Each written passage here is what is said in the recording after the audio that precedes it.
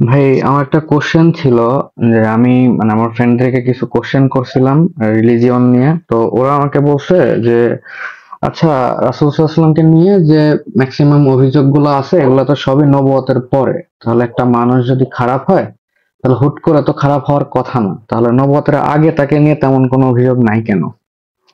ভাই, এটা আমার কোশ্চেন। কিন্তু কিন্তু বুঝলাম না কথাটা। মানে মানুষ যখন ধরেন গরিব মানুষ, গরিব মানুষ তো মনে করেন 100 কোটি টাকা দুর্নীতি করতে পারে না, তাই না?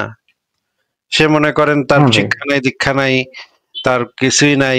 মানে ঠেলা গাড়ি ঠেলে 2 টাকা পায়, 2 টাকা দিয়ে সে কোনো রকমের রুটি টুটি কিনা খায়। এরকমের একটা লোক তো মনে করেন আহ, শেখ হাসিনা শেখ হাসিনা যেরকম দুর্নীতি করতেছে, শেখ হাসিনার দুর্নীতি তো সে করতে পারবে না, নাকি ভাই? সরি ভাই, লাস্ট লাইনটা বুঝতে পারিনি। শেখ হাসিনার মানে পরে? মনে করেন সালমান এফ রহমান যে পরিমাণ দুর্নীতি করতেছে, সেই দুর্নীতি তো ওই রিক্সাওয়ালা, মানে টোকাই, ভেড়া চড়ায় যারা রাখাল বালক, এরা তো সেই দুর্নীতিটা তো করতে পারবে না, তাদের তো সামর্থ্যই নেই সেই দুর্নীতি করার, তাই না? হ্যাঁ, ট্রু। একটা মানুষের চরিত্র বোঝা যায় তখন যখন সে সুযোগ আছে খারাপ কাজ করার, তখনও যদি সে খারাপ কাজটা না করে তখন বোঝা যাবে তার চরিত্র। যখন সুযোগই নাই তার, কোনো কিছু করার যখন সুযোগই নাই তার, তখন সে কি থাকলো না না থাকলো সেটা দিয়ে তো তার চরিত্র বিশ্লেষণ করা যায় না ভাই। এইটা তো একটা খুবই বেসিক একটা মানে মানে এটা একটা বেসিক জিনিস যেটা সব মানুষই বোঝে, যে আপনার সুযোগই নাই। আহ, মানে মনে করেন আপনার বাসায় কোনো মিষ্টি, ফ্রিজের ভিতরে কোনো মিষ্টি নাই, এখন আপনি তো চুরি করে মিষ্টি খাইতে পারবেন না, তাই না? আপনার বাসায় তো মিষ্টিই নাই, তো ভাই আপনি কিভাবে চুরি করে বাসার মানে ফ্রিজ থেকে চুরি করে মিষ্টি কিভাবে খাইবেন? এটা তো সম্ভব না আপনার পক্ষে। যখন মিষ্টি আছে, তখন যদি আপনি চুরি করে না খান মিষ্টিটা, তখন বোঝা যাবে যে হ্যাঁ, বাসায় মিষ্টি ছিল, সুযোগ ছিল, আপনি ফ্রিজ খুলে চুরি করতে পারতেন, কিন্তু তখন আপনি চুরিটা করেন নাই। তখন তো বোঝা যাবে আপনার চরিত্রটা তখন ভালো, আপনি একজন ভালো চরিত্রের মানুষ। নাকি সুযোগটা আছে নাকি নাই, এটা এটা হচ্ছে ইম্পর্টেন্ট বিষয়। সুযোগই যদি না থাকে, তাহলে এর চরিত্র আপনি নির্ধারণ করবে কেমন, এর চরিত্র কেমন সেটা আপনি বুঝবেন কেমনে ভাই? এটা তো বোঝার কোনো উপায় নেই যদি সুযোগটা না থাকে। আচ্ছা বলেন তো, যে বাংলাদেশের কোন রিক্সাওয়ালাটা 5,000 কোটি টাকা চুরি করছে? একটু আমাদেরকে বলেন তো, 5,000 কোটি টাকা চুরি করা কি কোনো রিক্সাওয়ালার পক্ষে সম্ভব কিনা? না ভাই, তার তো আসলে ওই লেভেলে কোনো অ্যাক্সেসই নেই। এক্সিসই নেই, ওইদিকে যাইতেই পারবে না, তাই না? এন্ড ব্যাংক লুট করতে পারে কারা? ব্যাংক লুট করতে পারে শেখ হাসিনার আশেপাশে যারা ছিল, বা এখন মনে করেন যারা উপদেষ্টা পরিষদে আছে, এদের সেই সুযোগটা আছে চুরি করার। 1,000 কোটি টাকা চুরি করার বা 500 কোটি টাকা চুরি করার, এদের সেই স্কোপটা আছে। সেই স্কোপটা তো থাকতে হবে, স্কোপটা না থাকলে চুরি চুরি করছে নাকি করে না আপনি বুঝবেন কেমনে? স্কোপই তো নাই। এখন মোহাম্মদ যে প্রাথমিক জীবনের কথা আপনি বলতেছেন নবুয়তের আগে, সে ছিল একটা রাখাল বালক এবং ঘরজামাই। খাদিজার বাসায় সে থাকতো, খাদিজার বাসায় সে, খাদিজা ছিল তার সুগার মামি। খাদিজা ছিল সেই অঞ্চলের সম্ভ্রান্ত ব্যবসায়ী, ধনী মহিলা, নাকি ভাই? হ্যাঁ। আর এ ছিল রাখাল বালক, অশিক্ষিত মূর্খ রাখাল বালক, যে ভেড়া চড়াইতো, ভেড়া চড়ায় পেটে ভাতে থাকতো, পেটে ভাতের মানে শ্রমিক ছিল সে, নাকি? হ্যাঁ, সে রাখাল চর ছিল।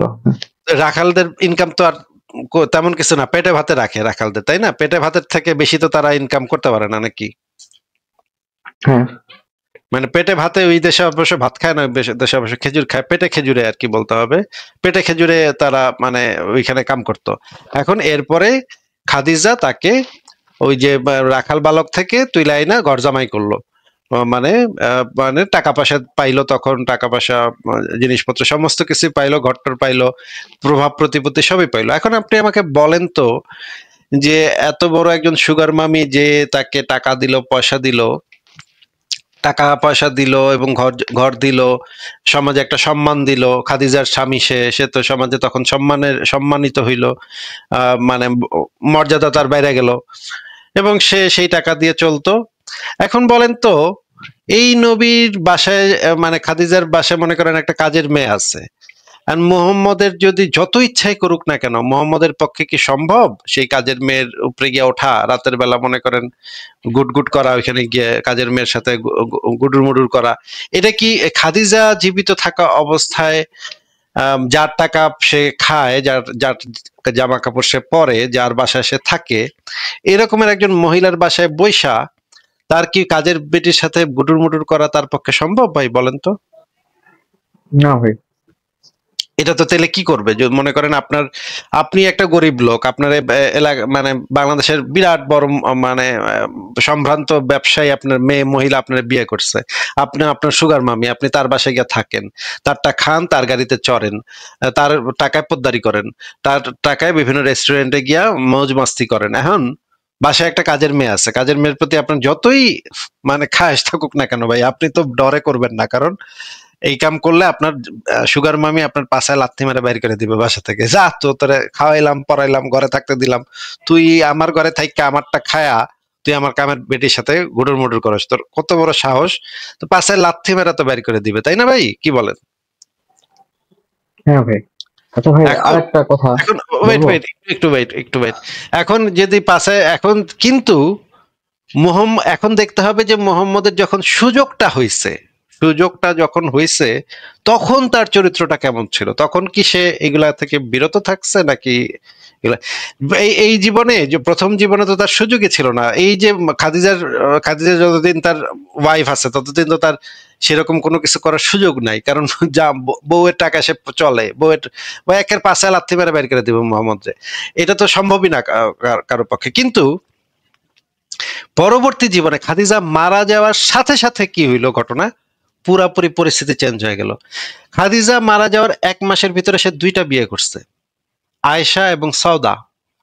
এবং তারপরে কয়েক বছরের ভিতরে সে গুইনা বাইর করছি 36টা মেয়ের সাথে তার সম্পর্ক ছিল। 36টা।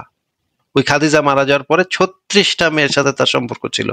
এদিক সেদিক হ্যান ত্যান হিবা টিবা দাসী বান্দি মিলাইয়া 36টা মেয়ে। এবং সবগুলা হয়েছে খাদিজা মারা যাওয়ার পরে। খাদিজা মারা যাওয়ার আগে একটা মেয়ের সাথে তার একটু সম্পর্ক ছিল, সেটা হচ্ছে উম্মে হানি, সেটা ওই বাল্যকালে কম বয়সী প্রেমিকা।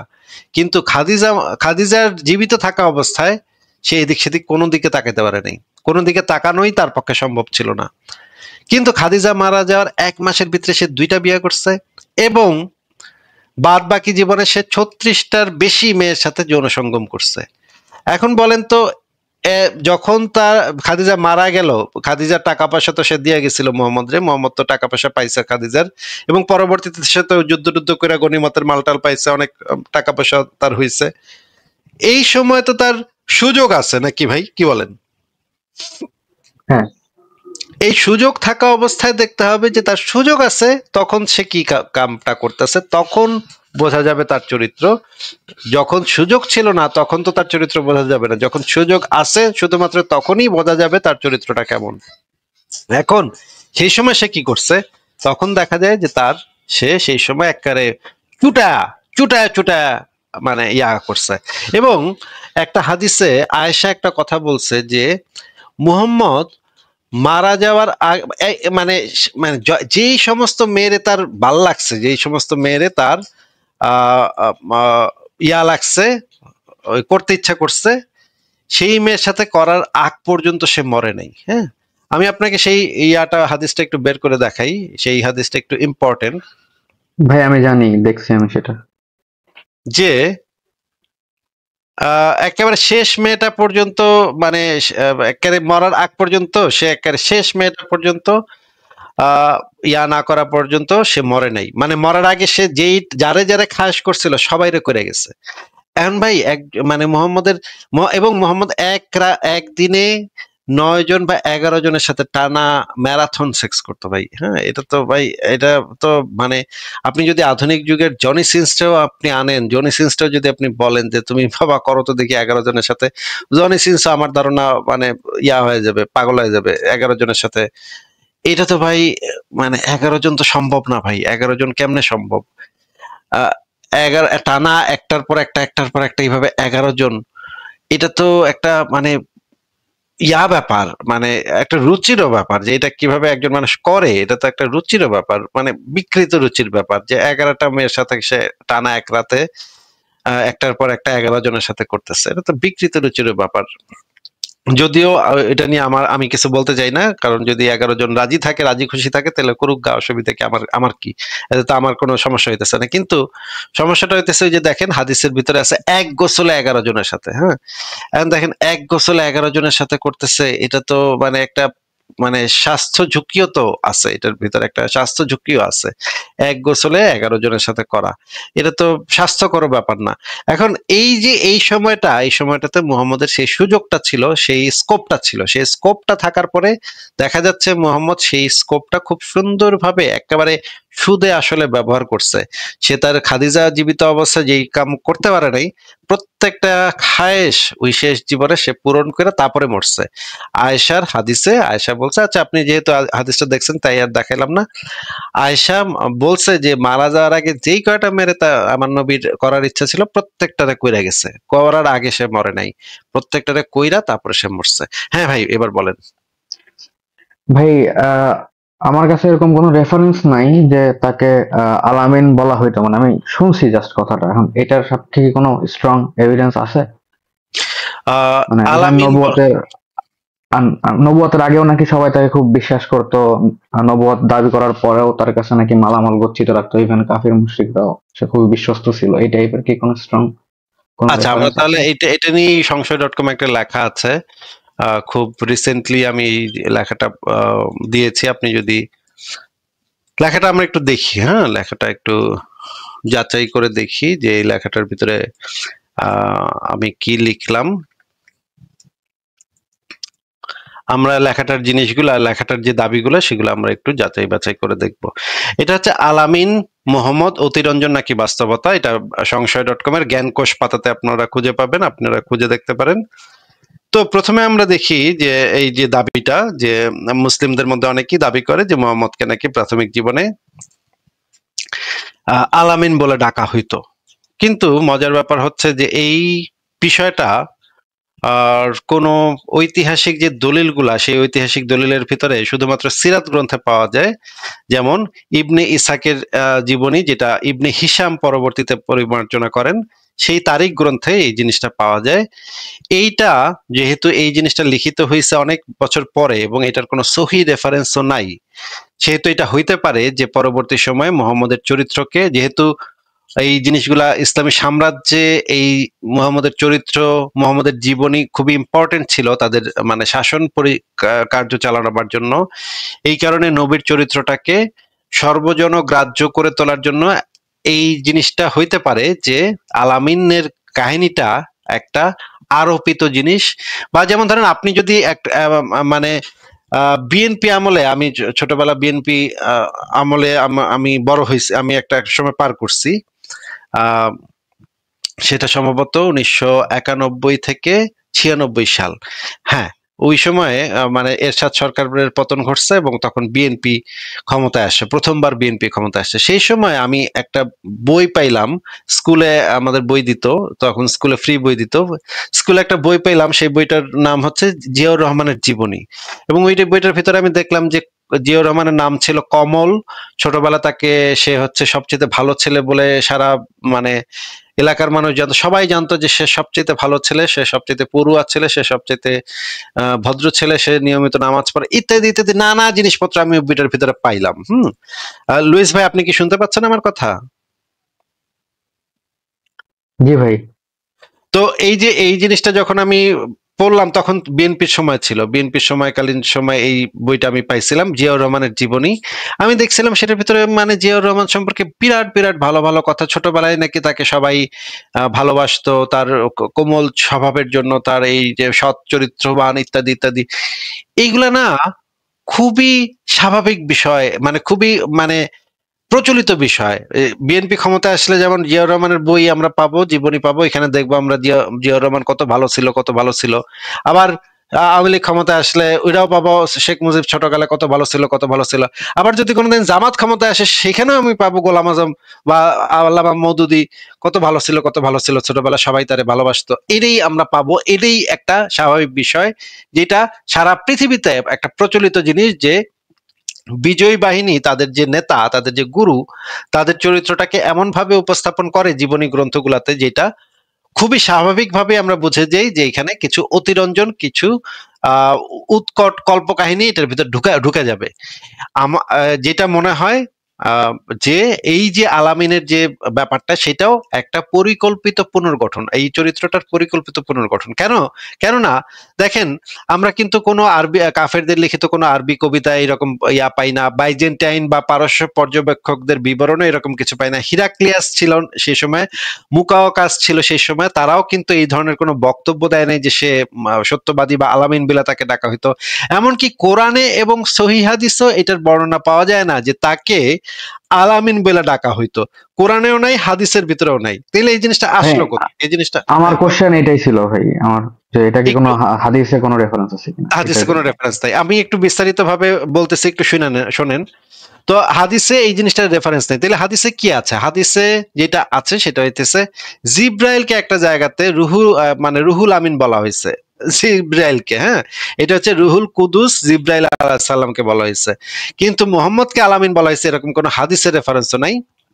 তাহলে এই জিনিসটা আসলো কোত্থেকে? এই জিনিসটা আসছে এই যে সিরাতে রাসূলুল্লাহ গ্রন্থ, এই গ্রন্থে প্রথমবার ইবনে হিশাম এই জিনিসটা বর্ণনা করে যে তাকে ছোটবেলা থেকে আলামিন বলা হইতো। এখন এরকম হইতে পারে যে ছোটবেলা হয়তো হয়তো তার আশেপাশের যে দুই চারজন আছে, দুই চারজনের ভিতরে মনে করেন একজন তারে আলামিন বলতো, তারে খুব প্রশংসা করতো। হয় না এরকম যে আমি হয়তো একটা টঙের দোকানে গিয়া পাকনামি করতাম, বিভিন্ন বিজ্ঞান বিষয়ক নিয়ে, বিজ্ঞানের বিভিন্ন বিষয় নিয়ে পাকনামি কথাবার্তা কইতাম, টঙের দোকানে আমার কইতো প্রফেসর। হ্যাঁ, এটা কিন্তু আসলে ঘটনা সত্য। আমি কিন্তু এলাকার যে টঙের চায়ের দোকান, সেই চায়ের দোকানে গিয়ে আমি বিভিন্ন বিজ্ঞানের বিভিন্ন বিষয় নিয়ে আলোচনা করতাম পোলাপানের সাথে। আর এটার জন্য আমার ওই টঙের দোকানের পোলাপানরা প্রফেসর কইতো। হ্যাঁ, তার মানে তো ভাই এটা না যে আমাকে পুরা ঢাকা শহরের মানুষ প্রফেসর বলে ডাকে, তাই না? এরকম হইতে পারে দুই একজন মানুষ আমাকে এই নামে ডাকছে, তার থেকে তো এটা মিন করে না যে সারা বাংলাদেশের মানুষ বা সারা ঢাকা শহরের মানুষ আমাকে প্রফেসর বইলা বা বিজ্ঞানী বইলা আমাকে ডাকে, তা তো না। এরকম হইতে পারে যে হয়তো তার আশেপাশের দু একজন তাকে আহ সত্যবাদী আলামিন বলে ডাকতেও পারে। এখন এই জিনিসটা আমরা যদি সিরাতুল রাসূলুল্লাহ গ্রন্থ থেকে দেখি, এটা হচ্ছে এই ইসের আসাদুল্লাহ আল গালিবের লিখিত নবীদের কাহিনী ৩ সিরাতুল রাসূলুল্লাহ। দেখেন এই যে আলামিনের যে ঘটনাটা, আলামিন মোহাম্মদ, এই ঘটনাটার ৭৩ নম্বরে টিকা দেয়া আছে। ৭৩ নম্বরটা আমরা পড়ি, দেখেন ৭৩ নম্বরে যেটা বলা আছে, দেখেন আহ এই যে হাদিসটি জয়ীফ, আলবানী সনদ জয়ীফ, দেখা যাচ্ছে ভাই? লুইস ভাই, এটা কি দেখা যাচ্ছে? জি ভাই দেখা যাচ্ছে। তার মানে একটা জয়ীফ হাদিসে কিছু একটা সামান্য কিছু বর্ণনা আছে, কিন্তু কোন সহিহ হাদিসে এটার কোনো বর্ণনা নেই। একটা জয়ীফ হাদিসে সামান্য কিছু ইঙ্গিত দেয়া আছে, কিন্তু সেটাও খুব খুব একটা স্পষ্ট না, খুব পরিষ্কার ভাবে বলা নাই। তার মানে কোনো সঠিক হাদিসের কোনো একটা সহিহ হাদিস বা কোনো একটা হাদিস থেকে এই জিনিসটা বর্ণনা করা নাই, একটা অত্যন্ত দুর্বল জয়ীফ হাদিস থেকে এই জিনিসটা বর্ণনা করা আছে। এখন আমরা যদি আরো গভীরে যাই, তাহলে দেখা যায় যে মোহাম্মদকে মানে কাফেরা কি বলতো? কাফেরা মিথ্যুক বলতো, ধোকাবাজ বলতো, মুজাম্মাম বলতো, হ্যাঁ, বা মানে নিন্দিত বলতো। সেই জিনিসগুলো আমরা খুঁজে পাই। এবং আমরা একটা হাদিস পড়ি, দেখেন বুখারী শরীফের ৭১৪৭ নম্বর হাদিস। আহ এই হাদিসটা একটু পড়ে শোনান তো, এখানে মোহাম্মদ কি বলতেছে ভাই? আচ্ছা, হে আব্দুর রহমান ইবনু সামুরা, নেতৃত্ব চেয়ে নিও না। চলে গেছে ভাই। আবার আসছে তো, ঠিক আছে না এখন? আচ্ছা হ্যাঁ আসছে, যে হে আব্দুর রহমান ইবনু সামুরা, নেতৃত্ব চেয়ে নিও না, কেননা যদি চাওয়ার পর তোমাকে তা দেয়া হয় তাহলে তার সকল দায়িত্বভার তোমার উপরই অর্পিত হবে। আর যদি না চাওয়া সত্ত্বেও তোমাকে তা দেয়া হয় তাহলে এক্ষেত্রে আল্লাহর পক্ষ থেকে সহযোগিতা করা হবে। আর কোনো বিষয়ে কসম করার পর তার বিপরীত দিকটিকে যদি উত্তম বলে মনে করো তাহলে উত্তম কাজটি করবে আর তোমার কসমের কাফফারা আদায় করে দিবে। আচ্ছা আচ্ছা, ভাই এই হ্যাঁ, কথাটার মানে কি? এই কথা কোনো বিষয় কসম করার পর তার বিপরীত দিকটিকে যদি উত্তম মনে করো তাহলে উত্তম কাজটি করবে আর কসমের কাফারা আদায় করে দিবে, এই কথাটার মানে কি? এটা মানে ধরেন আমি আপনাকে বলছি যে ঠিক আছে আপনাকে 10 টাকা দিব, বাট আমার কাছে মনে হচ্ছে যে না, আপনাকে 10 টাকা এখন দিব না, আমার কাছে মনে হচ্ছে আপনার টাকা মেরে দিলে আমার জন্য ভালো হবে। তো তখন আমি 10 টাকা মেরে দিয়ে আমি কাফারা আদায় করে নিব, এরকম কিছু হয়তো। 1 টাকা কাফারা দিয়ে দিবেন, তাহলে তো আপনার লাভই হইলো নাকি? হ্যাঁ, এরকমই কিছু আচ্ছা, হয়তো। আচ্ছা, এই হাদিসটা সহি, এবং এই কাজটা সে মোহাম্মদ নিজেও করতো। বুখারী শরীফ ইসলামিক ফাউন্ডেশন 5121 নম্বর হাদিসে দেখেন, এখানে বলা আছে যে নবী সাল্লাল্লাহু আলাইহি ওয়াসাল্লাম বলেছেন, আল্লাহ নিজেই তো আমাদের সওয়ারির জানোয়ার দিয়েছেন। আল্লাহর কসম, আমি যখন কোনো ব্যাপারে কসম করি, এরপর কসমের বিপরীত কাজ তার চেয়ে মঙ্গলজনক মনে করি, তখন আমি মঙ্গলজনক কাজটি করি আর কাফারা দিয়ে হালাল হয়ে যাই। মানে মোহাম্মদ নিজেও এই কামটা করতো, যে কসম করলে কসমের বিপরীত কাজটা কইরা কাফারা দিয়ে হালাল হয়ে যেত। এবং আরো যদি আমরা মানে ভিতরে ভিতরে যাই, দেখেন বুখারী শরীফের 6168 নম্বর হাদিসে দেখেন আল্লাহর বাণী, এটা কিন্তু কোরআনেরও আয়াত। আল্লাহর বাণী, তোমাদের নিরর্থক শপথের জন্য আল্লাহ তোমাদেরকে দায়ী করবেন না, কিন্তু যেসব শপথ তোমরা ইচ্ছাকৃতভাবে দৃঢ় করো তোমরা কৃতজ্ঞতা প্রকাশ করা পর্যন্ত। দেখেন আল্লাহ পাক বলে দিচ্ছে যে নিরর্থক কসমের জন্য, মানে যেই কসমের হালকা পাতলা যদি আপনি কসম করে থাকেন, বা যেই কসমের মানে একজন কাফেরের সাথে যদি আপনি একটা কসম করে থাকেন, তখন কিন্তু সেটার জন্য আল্লাহ পাক দায়ীও করবে না। আপনার কিন্তু সেই কসম কিন্তু আপনি ভেঙে ফেলতে পারেন। এই কসমের কিন্তু ইসলামে কোনো মূল্য নেই। কাফেরদের সাথে কসমের কিন্তু কোনো মূল্য ইসলামে নেই। দেখেন আল্লাহ তাআলা কসমের কাফারা সংক্রান্ত আয়াত নাজিল করেন। তিনি বলতেন, আমি যে কোনো ব্যাপারে কসম করি, এরপর যদি তার চেয়ে উত্তমটি দেখতে পাই তবে উত্তমটি করি এবং আমার কসম ভঙ্গের জন্য কাফারা আদায় করে দিই। মানে কাফেরদের সাথে যদি আপনি কসম টসম করেন, তাহলে সেগুলা মানে ফলো করার কোনো মানে আপনার বাধ্যবাধকতা নাই। এই জিনিসটা আপনি কোরআনের সূরা মাইদার 225 নম্বর আয়াতে পাবেন, সূরা মাইদার 89 নম্বর আয়াত, সূরা বাকারা, না সরি আমি ভুল বলছি, সূরা বাকারার 225 নম্বর আয়াতে পাবেন এবং সূরা মাইদার 89 নম্বর আয়াতে পাবেন। আল্লাহ তোমাদের অর্থহীন শপথের জন্য তোমাদেরকে পাকড়াও করবেন না। আল্লাহ তোমাদের অর্থহীন শপথের জন্য পাকড়াও করবেন না। তোমাদের অর্থহীন শপথের জন্য আল্লাহ তোমাদেরকে পাকড়াও করবেন না। তাহলে দেখা যাচ্ছে যে মানুষকে শপথ করা, মানুষকে কসম দেয়া, কোনো একটা বিষয়ে কসম দেয়া, সেটা ফলো করার বিষয়ে একটা আছে, আপনার সুবিধা আছে যে আপনি সেটা ফলো না করলেও হবে। এখন আরো কি বলছে মোহাম্মদ, আরো কি বলছে দেখেন, সহিহ মুসলিম 4431 নম্বর হাদিস, যুদ্ধের মধ্যে শত্রুকে ধোকা দেওয়ার বৈধতা। রাসূলুল্লাহ সাল্লাল্লাহু আলাইহি ওয়াসাল্লাম বলেছেন, যুদ্ধ কৌশল ও ছলনার নাম, মানে যুদ্ধ হচ্ছে ধোকার জায়গা, মানুষকে ধোকা দিবেন। রাসূলুল্লাহ সাল্লাল্লাহু আলাইহি ওয়াসাল্লাম বলেছেন, যুদ্ধ কূট কৌশলের নাম। এই শব্দটার আরেকটা অনুবাদ হচ্ছে ধোকাবাজি। দেখেন এই হাদিসের মানে ব্যাখ্যাটা যদি আমরা নাসরুল বাড়ি থেকে পড়ি, তাহলে আমরা কি পাই দেখেন, এখানে দেখেন নবী যুদ্ধকে কৌশল নামে আখ্যায়িত করেছেন। এটার যে যদি ব্যাখ্যাটা আমরা পড়ি, দেখেন ব্যাখ্যাতে কি লেখা আছে।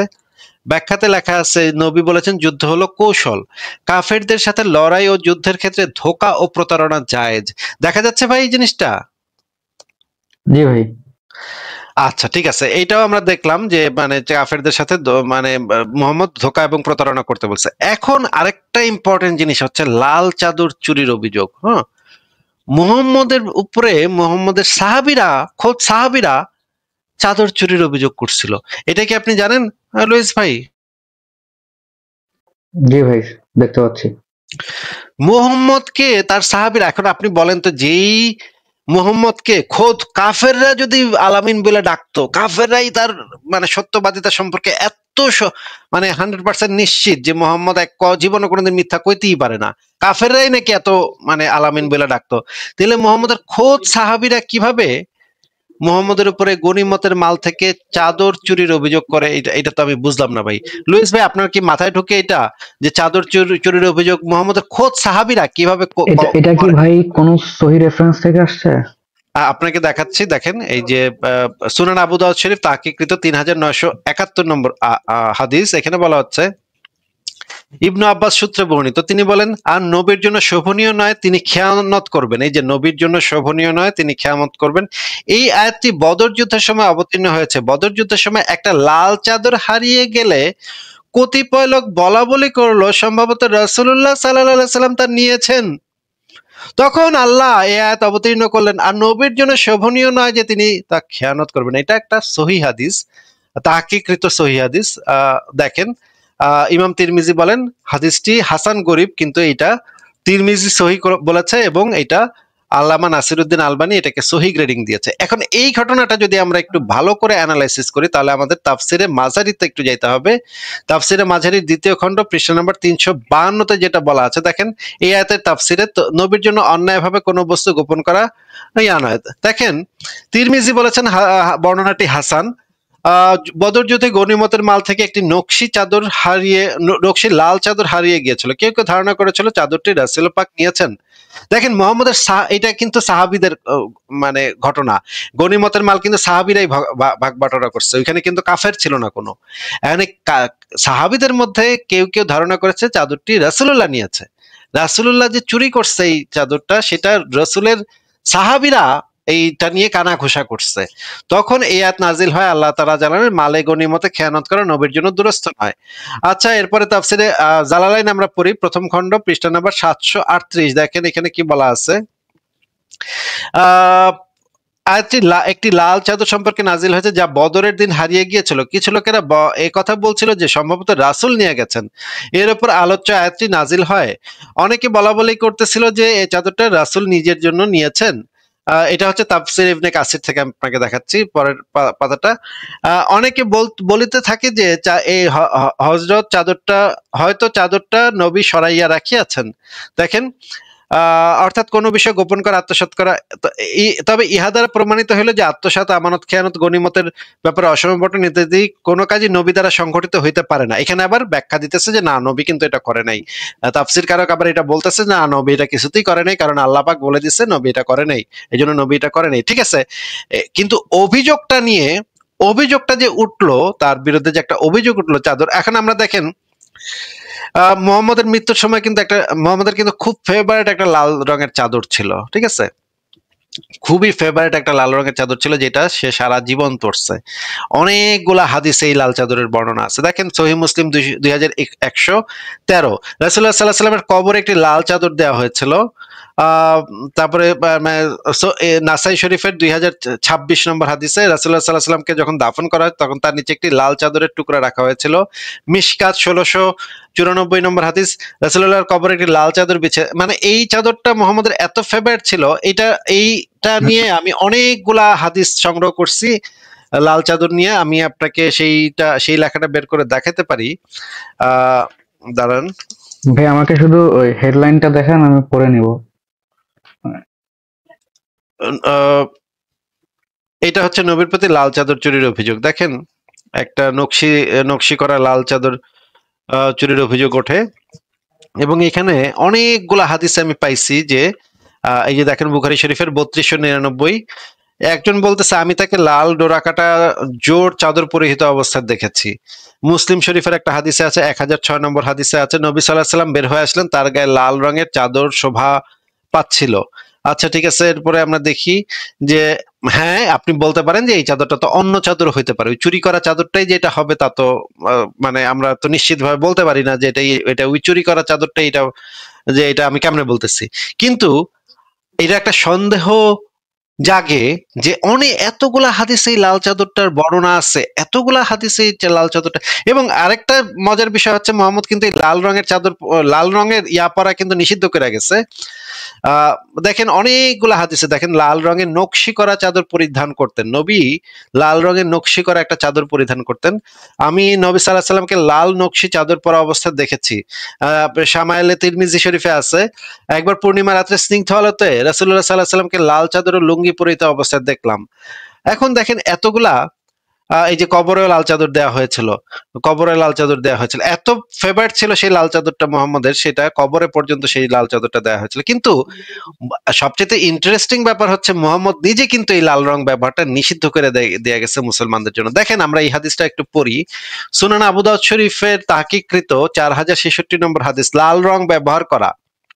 রাসূলুল্লাহ সাল্লাল্লাহু আলাইহি ওয়াসাল্লামের সঙ্গে একটি ঢিলা থেকে নামছিলাম, তিনি আমার দিকে তাকাচ্ছিলেন, তখন আমার পরিধানে ঈষৎ লালের সাথে পীত বর্ণের একটি চাদর ছিল। তিনি বললেন তোমার গায়ে এ চাদর কেন? আমি তার অসন্তুষ্টি বুঝতে পারলাম এবং বাড়িতে এসে দেখলাম লোকজন চুলায় রান্না করছে, আমি চাদরটা আগুনে ফেলে দিলাম। অতঃপর আমি সকালে তার নিকট আসতে তিনি প্রশ্ন করলেন, হে আল্লাহর বান্দা, তোমার ওই চাদরটি কি করেছো? মানে এই ব্যক্তিটা একজন সাহাবী লাল রঙের চাদর পরছে দেখে মোহাম্মদ একটু চেতছে, মোহাম্মদ একটু রাগ করছে তার উপরে যে তুমি এইরকম চাদর মানে মোহাম্মদ চাইতো সে নিজেই একলাই লালটা পরবে আর কি, এটা হইতে পারে। আচ্ছা যাই হোক, এটা আমরা পড়ি হাদিসটা। তিনি প্রশ্ন করলেন, হে আল্লাহর বান্দা, তোমার ওই চাদরটি কি করেছো? আমি তাকে বিষয়টা অবহিত করলাম। তিনি বললেন, তুমি বরং সেটা তোমার পরিবারের কোনো নারীকে ব্যবহার করতে দিতে, কেননা নারীদের জন্য এতে কোনো অসুবিধা নেই। মানে মেয়েরা লাল রঙের চাদর পরতে পারবে, কিন্তু ছেলেরা কিন্তু লাল রঙের চাদর পরতে পারবে না। লুইস ভাই, এই জিনিসটা কি বোঝা যাচ্ছে যে পুরুষের জন্য লাল রঙের চাদর পরা এটা যে ইসলামে নিষেধ করছে মোহাম্মদ, এটা কি বোঝা যাচ্ছে? জি ভাই। তাহলে এই যেই মোহাম্মদ এই লাল রঙের চাদর পরাটা নিজে পুরুষের জন্য নিষিদ্ধ করলো, বললো যে নারীদের জন্য কোনো সমস্যা নেই, কিন্তু পুরুষের জন্য এই লাল রঙের চাদর, লাল দেখেন হাদিসের উপরে লেখা লাল রং ব্যবহার করা, সুনান আবু দাউদ তাহকিকৃত 4066 নম্বর। দেখেন এই যে ঈষৎ লালের সাথে পীত বর্ণের চাদর ছিল, তখন এটাকে নিষেধ করছে, নিষেধ করে তাকে ওইটা পরাই দিছে, তখন বলছে যে তুমি তোমার নারী সদস্যকে কেন দিয়ে দিলে না। তাইলে দেখা যাচ্ছে যে মোহাম্মদ নিজে পুরুষদের জন্য লাল রঙের চাদর পরা নিষিদ্ধ করছে, কিন্তু নিজে আবার অসংখ্য হাদিসে দেখা যাচ্ছে নিজে আবার লাল রঙের চাদর পরে এদিক সেদিক ঘোরাঘুরি করছে, রাতের বেলা ঘুরছে, এবং কবরের ভিতরে তারে ওই লাল চাদরটা দিয়ে দিছে। তার মানে একটা লাল চাদর তার ছিল, সেই লাল চাদরটা খুবই ফেভারিট, এবং সেই লাল এইটা নিয়েই তার বিরুদ্ধে একটা অভিযোগ উঠছিল, যেটা হচ্ছে একটা ভয়ঙ্কর অভিযোগ যে সে গনিমতের মাল থেকে, বদর যুদ্ধে গনিমতের মাল থেকে লাল চাদর চুরি করছে। এখন আপনি আমাকে বলেন যে মোহাম্মদকে যদি কাফেররাও যদি তা এমনই মানে সচ্চরিত্র ছিল, তা কাফেররাও নাকি তাকে আলামিন বলে ডাকতো, তাহলে এইটা কিভাবে সম্ভব যে তার খোদ সাহাবীরা যারা তার অনুসারী তারা তার বিরুদ্ধে একটা লাল চাদর চুরির অভিযোগ করে? এটা কিভাবে সম্ভব হইলো, একটু আমাকে বোঝান তো। ঠিক আছে ভাই, আমি আমার অ্যান্সার পাইছি আশা করি। আচ্ছা, আর কি কিছু বলার আছে আপনার, নাকি আপনাকে বিদায় জানাবো? আচ্ছা ভাই, মানে বেসিক্যালি যেটা হয়েছে যে বিতর্কিত, আপনি এখানে যে হাদিসগুলো দেখাইলেন আমি ম্যাক্সিমামই জানতাম, বাট আমি হচ্ছে চেষ্টা করতেছি আসলে পজিটিভ কোনো কিছু কি খুঁজে পাওয়া যায় কিনা, কারণ আমি নেগেটিভ অনেক জিনিসই জানছি, তো এখন আমি একটু দেখার চেষ্টা করতেছি যে আসলে অন্য অ্যাঙ্গেল থেকে দেখা যায় কিনা। দ্যাটস ওয়াই আমি আপনাকে আসলে কোশ্চেনটা করলাম। থ্যাংক ইউ ভাই। হ্যাঁ দেখেন, মানে দুই পক্ষ থেকেই দেখবেন, দুই পক্ষেরই সাথেই কথা বলবেন। প্রয়োজন হলে আপনি মুমিনদের সাথে গিয়ে আলোচনা করতে পারেন যে কি কি তারা কি কি পজিটিভ জিনিস বের করে দেখাতে পারে আপনাকে। তাহলে দুই পক্ষই যখন আপনি নিরপেক্ষ দৃষ্টিভঙ্গি নিয়ে যুক্তি দিয়ে যখন দুই পক্ষের কথাই শুনবেন, তখন আপনি একটা নিরপেক্ষ পজিশন খুঁজে পাবেন, বা আপনি যুক্তি দিয়ে ভালোভাবে বুঝতে পারবেন। এই জন্য দুই পক্ষের কথা শোনাটাই জরুরি। হ্যাঁ বলো। আচ্ছা ভাই, আমার একটা স্ট্যান্ড আছে, সেটা হচ্ছে যে মানে আমি ট্রাই করতেছি এরকম যে আসলে ধরেন যে কোনো ঐশ্বরিক গ্রন্থ, মানে ঐশ্বরিক গ্রন্থের কোনো মানে অবজেক্টিভ প্রুফ কিন্তু আমাদের কাছে নাই, তাই না? এখন আমি আমি যদি এরকম চিন্তা করি যে আচ্ছা, ধরে নিলাম যদি কারোর উপর কোনো ঐশ্বরিক কিতাব নাজিল হয়, তাহলে আমি সেই মানুষটার ব্যক্তিগত রাজনৈতিক তার জীবনটা নিয়ে একটু পড়াশোনা করি, যদি দেখি যে না, এই মানুষটার লাইফে তেমন কোনো গোঁজামিল নাই, ভুল নাই, মোটামুটি সে মানবিক ছিলেন, এরপরে যদি আমি চিন্তা করি আচ্ছা ঠিক আছে, একটা মানুষ যেহেতু এত ভালো ছিলেন, তাহলে হয়তো তার উপর একটা কিতাব আসতেও পারে, আমি এরপরে যদি তার এটা জীবন এই জীবনটা। সিদ্ধান্তে আপনি কিভাবে গেলেন? মনে করেন আমরা তর্কের খাতিরে ধরে নেই কলিমুদ্দিন নামক লোক জীবনে কোনোদিন মিথ্যা কথা বলে নাই, কোনো দুর্নীতি করে নাই, কোনো খারাপ কাজ করে নাই, সবই ভালো ছিল। ভাই আমার এতেও কোশ্চেনটা তো হচ্ছে যে তাহলে আমার এই স্ট্যান্ডটা কি মানে মানে যৌক্তিক হবে কিনা আমি যদি এরকম না, ধরে যৌক্তিক নিই। হবে না, যৌক্তিক হবে না। কারণ মানে একজন মানুষ ভালো হওয়ার সাথে তো মানে মনে করেন আমি আপনাকে একটা বই দিলাম, বইতে আমি বইটা হচ্ছে 100 পাতার, 100 পাতার 99টা পাতাতে আমি লিখলাম 2+2 = 4। এটা আমি 99টা পাতার ভিতরে লিখলাম, ঠিক আছে। 100 নম্বর পাতাতে আমি গিয়ে লিখলাম 2 আর 2 = 6। এখন আপনি বলেন তো যে ওই যে 99টা পাতাতে যে জিনিসটা লেখা আছে সেটা তো সত্য, বা প্রথম 99টা পাতাতে যা লেখা আছে সব তো সত্য নাকি? জি। তাহলে কি আমরা প্রথম 99টা পাতা পরে অটোমেটিক এই সিদ্ধান্তে যাইতে পারি যে 100 নম্বর পাতাতেও যেটা লেখা আছে সেটাও সত্য হবে? এটা কি আমরা না ভাই। অটোমেটিক যেতে পারি?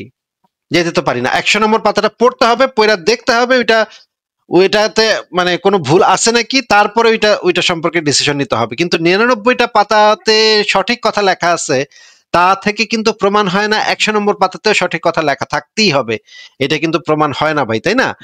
একজন মানুষ সারা জীবনে কোনো মিথ্যা কথা বলে নাই, সেটা দ্বারা এটা প্রমাণ হয় না যে সে ওই 100 নম্বর যে কথাটা বলছে সেই কথাটা অটোমেটিক তাতে প্রমাণ হয়ে গেল যে সেটা সত্যি কথা না। এটাতে আপনি হয়তো কিছু মানুষ কনভিন্সড হইতে পারে, কিছু মানুষ মানে তাদের তাদের অভিজ্ঞতা থেকে মনে করতে পারে যে যেহেতু সে 99টা কথা সত্য কথা বলছে, সেহেতু 100 নম্বরটা সত্য হওয়ার সম্ভাবনা আছে, 100 নম্বরটা হয়তো সত্য, কারণ সে 99টা সত্য বলছে। এটা আপনি কনভিন্সড হইতে পারেন, একজন মানুষ কনভিন্সড হইতে পারে, কিন্তু কনভিন্সড হওয়াটা যৌক্তিক পজিশন হবে না। কনভিন্সড মানে মানে যৌক্তিক পজিশন হবে এইটাই যে ওই 100 নম্বর কথাটার পক্ষে কি কি সে যুক্তি দেখাইছে, কি কি প্রমাণ দেখাইছে, সেইটার উপরে ভিত্তি করে আমরা ওই 100 নম্বর বিষয় গিয়ে সিদ্ধান্ত গ্রহণ করব যে সে ওই 100 নম্বর কথাটা সঠিক নাকি ভুল, সেটা সেইটার তাহলে ভাই সাপেক্ষে যদি কি এরকম প্রমাণ চিন্তা করি দেখাইছে। তাহলে হ্যাঁ বলেন। যদি এরকম চিন্তা করি তাহলে লেটস সে মিরাজ, আসলে মিরাজ নিয়ে বা জান্নাত জাহান্নাম নিয়ে আমাদের তো স্বচক্ষে দেখা আসলে কোনোভাবেই পসিবল না, এটা সবাই বুঝতেছি বলি এখন। নাই কখনো, আমরা তো বলি নাই কখনো ভাই যে সচক্ষে না না, আমাদেরকে দেখতে আমিও হবে। বা কোনো প্রমাণ, ওরকম কোনো অবজেক্টিভ প্রমাণও তো ভাই আমার আসলে আমার এই ছোট্ট চিন্তায় আসে না যে এটা প্রমাণ দেওয়া পসিবল। তো তাহলে প্রমাণ দেওয়া আমি আসলে, পসিবল না হইলে তো, যদি আমরা প্রমাণ ছাড়া মেনে নিই তাহলে তো আমাদের অন্ধবিশ্বাস করতে হবে। তাহলে আল্লাহ কি চায় যে আমরা বলদের মতো অন্ধবিশ্বাস করি? অ্যাকর্ডিং টু রিলিজিয়ন, সব রিলিজিয়নই তো তাই চায়। যে এই আল্লাহরে তো তাহলে আমি আরো বেশি করব না, মানে পুষবো না, কারণ যেই আল্লাহ চায় অন্ধবিশ্বাস করি সেই আল্লাহরে তো পোষার কোনো প্রশ্নই আসে না ভাই। আচ্ছা, মানে আমার আসলে কনফিউশনটা এখানে, তো এই জন্য আমি আসলে দুই দিকে একটু পড়ালেখা করার ট্রাই করতেছি, এখন দেখা যাক এখন কোনো কনক্লুশন এখন আসতে পারি কিনা। আপনার কাছে কি এই পজিশনটা একটা অনেস্ট পজিশন মনে হয় যে ভাই আমি তো কইতে পারতেছি না আছে নাকি নাই, তাহলে বিশ্বাস করি, তাহলে তো জান্নাতে এটা পামু, এটা কি আপনার কাছে অনেস্ট পজিশন মনে হয়, নাকি যৌক্তিক ভাবে যেটা আপনার কাছে মনে হচ্ছে আপনি নির্ভয়ে সেটা বলবেন এবং সেই পজিশনটা হোল্ড করবেন যতক্ষণ পর্যন্ত না প্রমাণ পাওয়া যাচ্ছে? কোনটা আপনার কাছে অনেস্ট পজিশন মনে হয়? পরেরটা ভাই।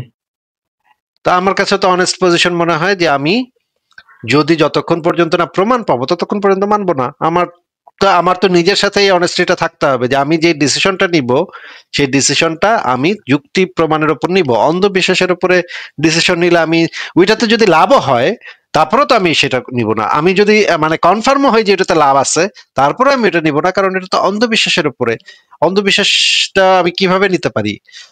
ঠিক আছে লুইস ভাই, আচ্ছা আপনার ভাই, সাথে কথা বলে ভালো লাগলো। আর কি কিছু? লাস্ট আচ্ছা একটা বলেন। কোশ্চেন ভাই, আপনি শর্টে দিবেন কারণ আমি আপনার অ্যান্সার সবগুলাই দেখছি। আচ্ছা, আপনার কাছে ইসলাম থেকে, মানে ইসলাম ত্যাগ করার জন্য মানে কোন দুইটা কারণ সব থেকে বেশি মনে হয়? আপনি শুধু মানে এমসিকিউ টাইপের অ্যান্সার দিতে পারেন, আমি একটু আরেকটু স্টাডি করবো এটা নিয়ে। সবচাইতে মানে ইম্পর্টেন্ট কোন দুইটা আমার কাছে কোনটা মনে হয়েছে নাকি হ্যাঁ, পরবর্তীতে? আপনার পার্সোনাল অপিনিয়ন যে এই দুইটা সব থেকে খারাপ স্ট্যান্ড ইসলামের। আমার কাছে সবচেয়ে খারাপ, যখন আমি ছোট, তখন তো আমি ছোট ছিলাম, তখন আমি ইসলাম ছাড়ছি তো অনেক ছোট কালে, তখন আমার কাছে সবচেয়ে গুরুত্বপূর্ণ ছিল যে কোরবানির বিষয়টা, যে মানে পিতা পুত্রকে, মানে আল্লাহ আল্লাহ তখন বলে, আল্লাহ কইছে স্বপ্ন দেখাইছে পোলারে গিয়া জবাই দেওয়ানো শুরু করছে। হ্যাঁ, না হালাকি ভাই, আল্লাহ তখন তো পাগল। আপনার আসলে জ্ঞান খুব একটা বেশি ছিল না, মানে এখন আর কি আপনি পড়ালেখা করার পরে কোন দুইটা মনে হয়েছে হ্যাঁ, না এটা আমি এর একটু থেকে? বলি, শেষ করতে দেন। তখন ওকে ছোটবেলা ওকে। ছোটবেলা আমি এইটা আমাকে খুবই করছিল, শক দিছিল যে কি এটা, কি রকমের বাপ যে হচ্ছে গিয়ে আল্লাহর স্বপ্ন দেখে সে গিয়া জবাই করা শুরু করে দিছে। এইটা একটা ছিল। আরেকটা ছিল হচ্ছে গিয়ে ওই যে কাফেরদের সম্পর্কে যে নোংরা নোংরা কথাবার্তা বলা আছে কোরআনে, কাফের মুশরিকদের সম্পর্কে যে নোংরা নোংরা কথা বলা আছে, কাফেরা যে কখনো জান্নাতে যাবে না, এটা আমাকে খুব হার্ট করছিল। কারণ আমাদের স্কুলের একজন হিন্দু শিক্ষক ছিল যাকে আমি খুবই ভালোবাসতাম, যে হচ্ছে আমাদের ছাত্রদের জন্য একেবারে জান দিয়ে দিত। হ্যাঁ, একদম কলিজা কাইটা মানে খাওয়াই দিবে এরকমের একজন হিন্দু শিক্ষক ছিল। তাকে আমি প্রচন্ড ভালোবাসতাম। কিন্তু আমি যখন মানে কোরআন হাদিস পড়লাম আমি দেখলাম সে জান্নাতে যাবে না, সে জাহান্নামী হবে। আর মুসলমান যেটা বদমাশ, সবচেয়ে বদমাশ, সেরাও নাকি জান্নাতে যাবে। সবচেয়ে ইতর, সবচেয়ে বদমাশ এলাকা, সবচেয়ে মানে খারাপের খারাপ, খাচ্চরের খাচ্চর, সেটা নাকি জান্নাতে যাবে। এই দুইটা জিনিস আমাকে খুবই ছোটবেলা খুবই আমাকে হার্ট করছিল যে এটা কি রকমের কথা। আর এখন যদি আপনি আমাকে জিজ্ঞেস করেন সবচেয়ে ইম্পর্টেন্ট জিনিস হচ্ছে আমার কাছে, যদি অনেকগুলা আছে, আমাদের অনেকগুলা আছে, এক নাম্বার হচ্ছে গিয়ে যুদ্ধবন্দী নারীদেরকে যে গনিমতের মাল হিসেবে কনসেন্ট ছাড়া তাদেরকে যে রেপ করা হয়, ইসলামে এই জিনিসটা যে অ্যালাউ করা আছে, এইটা হচ্ছে সবচেয়ে ইম্পর্টেন্ট। 2 নম্বর হচ্ছে গণহত্যার জাস্টিফিকেশন, বানু কুরাইজা গণহত্যা যেটা হয়েছে, সেখানে যে গণহত্যাটা মানে মুহাম্মদ এবং তার সৈন্যবাহিনী করছে, সেটাকে তারা জাস্টিফাই করে। এই যে 2টা জিনিস আমার কাছে সবচেয়ে মনে হয় সবচেয়ে ইম্পর্টেন্ট বিষয়। আরো আছে, আরো 100টা বিষয় আছে, আমি সবচেয়ে আচ্ছা আমার ভাই, কাছে এটা তো যেটা আমি এই দুইটা জানি, এর বাইরে একটা মানে আমি চাচ্ছিলাম এমন কিছু যে হয়তো আমি জানি না, এই দুইটার বাইরে আর একটা কি বলতে পারবেন যদি আমি না জানতাম আর কি? ভাই, সংশয়.com-এ তো এই জিনিসগুলো মোটামুটি সবই দেয়া আছে, যেমন হ্যাঁ ভাই, শিশু আমি বিবাহ, সংসার থেকে মোটামুটি শিশু পড়ছি, বাট আমি মানে আপনার দিক শিশু থেকে মানে বিবাহে একদম টপ টপ কিছু রিজন খুঁজতেছিলাম। আচ্ছা ঠিক আছে, শিশু যদি আপনি বিবাহ না চান তাহলে। শিশু বিবাহ, দাস প্রথার বৈধতা, দাস বেচা কেনা, দাস বানানো, এর হাজার হাজার জিনিস আছে সংশয়.com-এ, আপনি তাহলে খুঁজে দেখেন। লিস্ট করতে গেলে তো অনেক বড় লিস্ট হবে। এখন আমি তো জানি না আচ্ছা আপনি কোনটা জানেন কোনটা জানেন না, আমি তো বলতে হ্যাঁ, পারবো না। এটাও ঠিক। ঠিক আছে ভাই। ঠিক আছে লুইস ভাই, ভালো থাকেন, তাহলে বিদায় জানাই আপনাকে।